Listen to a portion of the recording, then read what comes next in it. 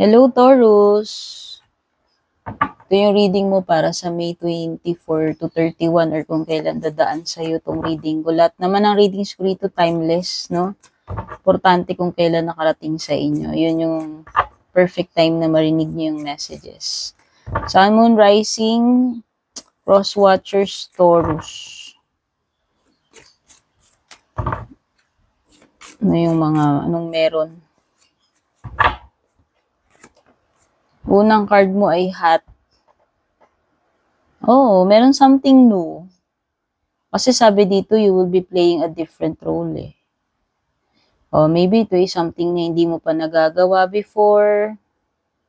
Oh, kailangan mong maging, paano ba? Kailangan mong maging flexible. Kailangan mong aralin. Or it could be a surprise for you kasi nga hindi mo hindi mo ina-expect yan, hindi mo alam yan. Pwedeng bago ka lang dyan, kakaiba para sa'yo.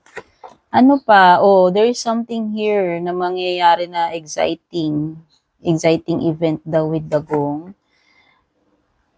Scissors, o maaaring iba sa inyo, kung merong exciting dyan, meron ding something disappointing na pwede mangyari. And scissors is, something na ginagamit sa pagputol. So, it could be na meron kang, ika-cut off, no?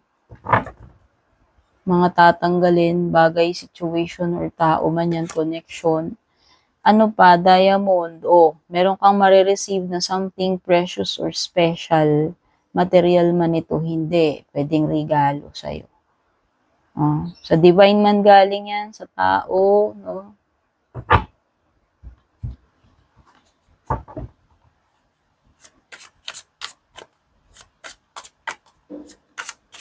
For the overall energy, meron ka rito, Three of Swords. Ouch. Ito na nga yung disappointing.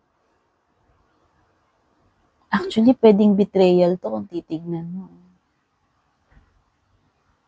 Something heartbreaking, disappointing, painful, or betrayal. It could also be endings. Kasi si Three of Swords is associated sa breakup, ending, sometimes third-party situation. Okay? So, yun yung overall tone. Possibility.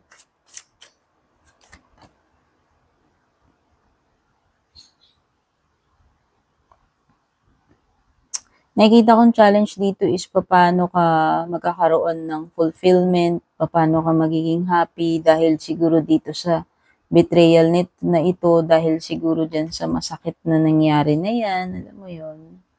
Parang siguro ang challenge mo, difficulty mo is how to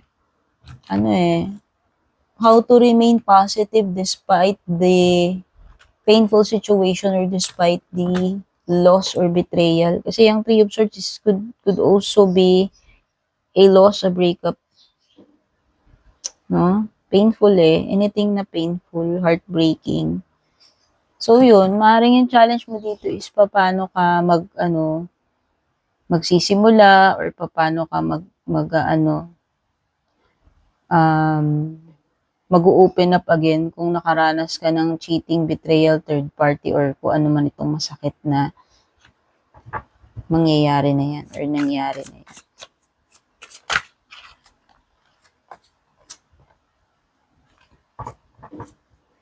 Ano to? Baliktad, sorry.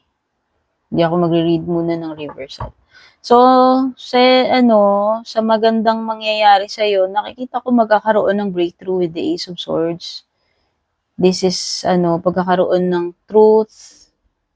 Malalaman mo na yung truth, clarity, matatapos yung, I think, masosolve mo, mapagtatagumpayan mo kung ano man yung masakit, difficult situation na yan with the Three of Swords. Okay? Ito yung ano ba yon ito yung gagawahan na importanteng decision or magte-take ka ng action. No, basta nakikita ko dito, kahit gaano kahirap yung situation with the Ace of Swords, yan na yung magsasucceed ka pa rin, malalagpasan mo yan, magta-triumph ka pa rin. No?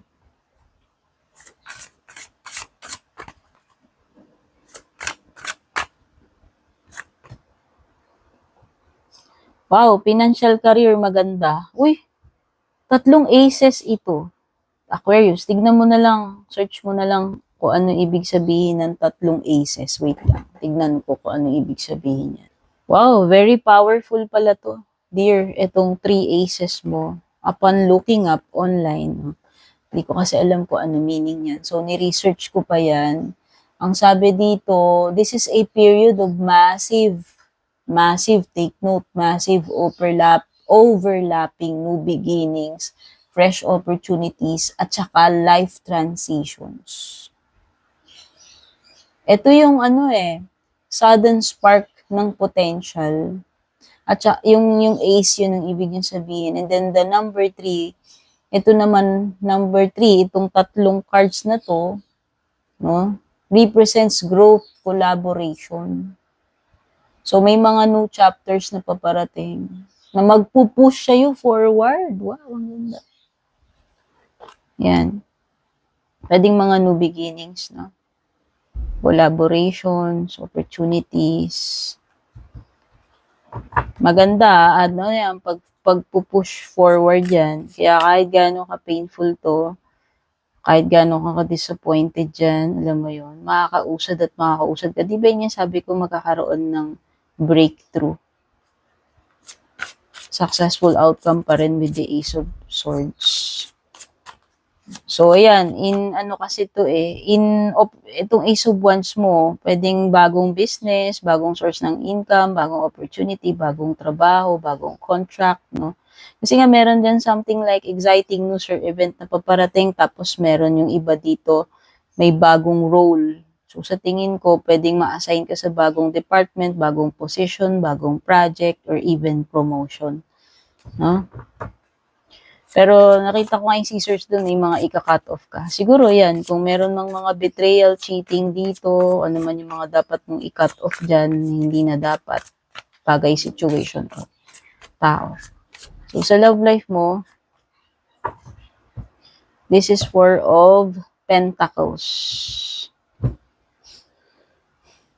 4 of Pentacles is a sign na you're dealing with someone na pwedeng selfish siya. Or someone na kuripot, stingy. Or kung energy yan ng person na connect mo, or energy mo, it could be your energy or person's energy. Ibig sabihin niya na hindi ayaw mag-let go, hindi yan bibitiw basta-basta.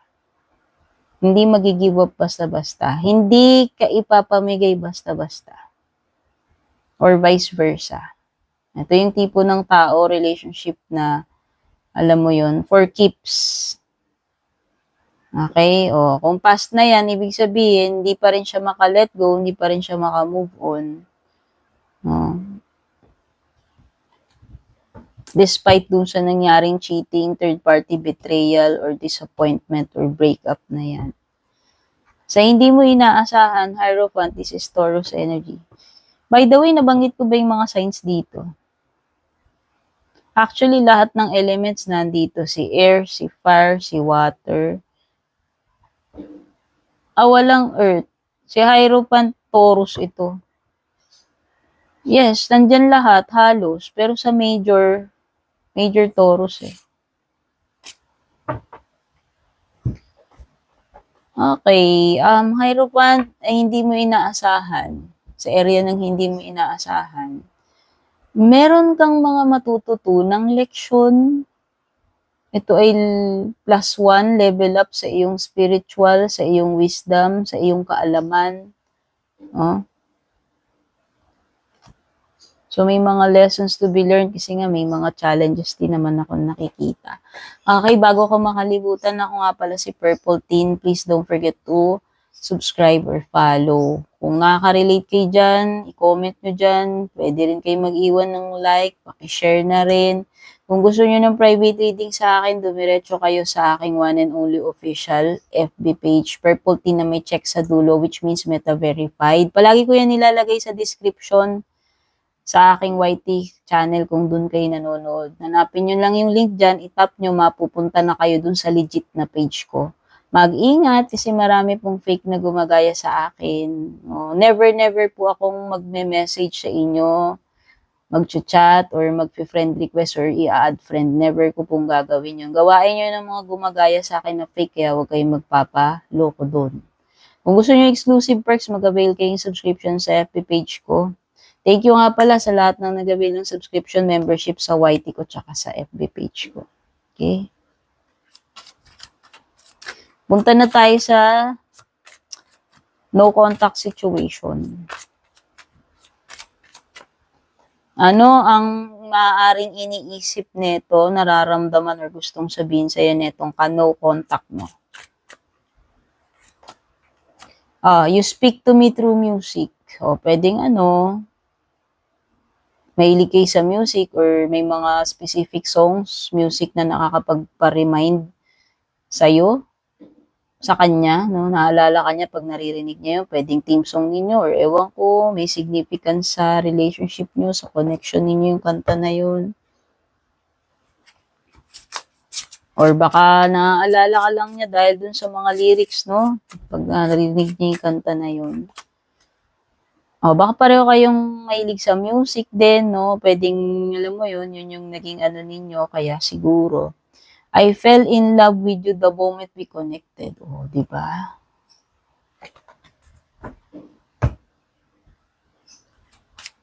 No contact situation. There is a big hole in my heart that I cannot fill on my own. Okay, nararamdaman niya talaga emptiness kasi nga, nakikita ko nga to, kung siya yung sinasabi doon, di pa siya nakamove on, di siya, alam mo yun, di siya makabitaw-bitaw. At ngayon ay feeling empty siya, na hindi kayo nag-uusap or hindi kayo together. Ngayon, punta na tayo sa mga, yung mga closing messages or advice para sa'yo. Wait lang, nahulog. Take your power back. You are giving someone control over how you feel. Your happiness should only depend on you. Okay, so, ang ibig sabihin niyan, hindi mo kailangan magdepende sa iba para maging happy. No? Hindi mo dapat hayaan na makontrol ka ng ibang tao. No? Kung hindi nila maibigay yung happiness na yun, hindi mo mahanap sa kanila. Ikaw ang gumawa nun para sa sarili mo. Meron kang power. Reclaim your power. Okay? Hindi mo kailangan ng validation, ng approval nila, no? Para lang maging masaya ka. Gawin mo yung happiness mo. Ikaw ang magbigay nun sa sarili mo. Hindi nakadepende sa ibang tao yung ikaka-happy mo, okay? Ano pa, nahulog tong dalawa. So, kunin na natin. Sabi dito, this situation will be victorious. Okay, in general yun. Ayun nga yung sabi ko, Ace of Swords, magiging victorious ka dyan. Okay? Despite the matinding challenge or pagdadaanan mo. Give more of your time and effort. Oh, magiging victorious ka, magsasucceed ka basta bibigyan mo ito ng time at saka effort kung ano man yan in general. Okay, so yan yung mga napulot nating mensahe sa ngayon. Thank you so much for watching. Kita-kits sa next reading, babush.